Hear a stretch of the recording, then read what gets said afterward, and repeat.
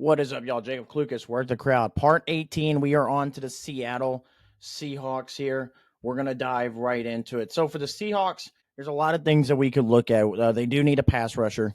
So I do see guys like Mike Green there. Biggest need that I think and I've seen a lot of mock drafts. I get it.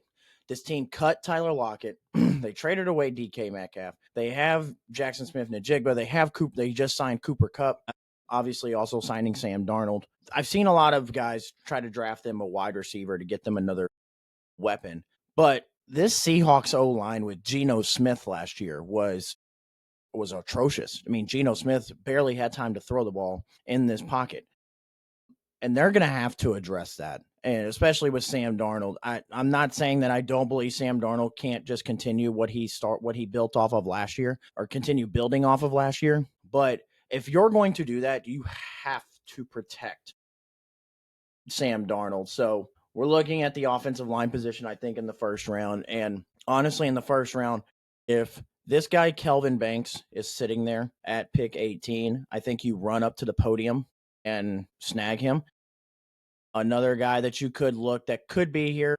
Oh, no, actually he is here. Tyler Booker out of Alabama would be another phenomenal pick right here. But I think we're going to go with Kelvin Banks, who can, again, kind of do it all. That's kind of been the name of the game with this offensive line in the draft class. Can play tackle, can play guard. We're going to get him to help out on this offensive line. In the second round, as you can tell, the Seahawks have an abundance of picks here. Second round, we have two quick second-round picks. So we could look to just continue to add on to this offensive line. We could look to add a pass rusher, and I think that's what we're going to do. We're going to look to add a pass rusher, and we got a good collection right here of them. But I think we're going to look to add Jared Ivey out of Ole Miss. I think he's one of the top 10 pass rushers in this class. So for him to be still here at pick 50, we're going to get him. And then, like I said, real quickly, we're right back at it. Could still look offensive line here.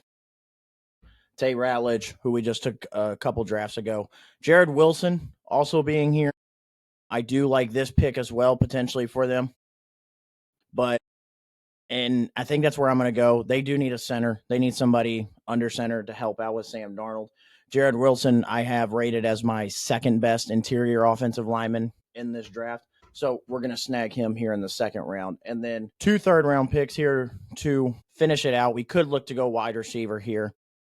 And I think right here at wide receiver, we're going to go a little bit different styles from JSN and Cooper Kupp and get us Jalen Royals in the third round. And then we're going to round it out here. I mean, we could just be looking at best player available.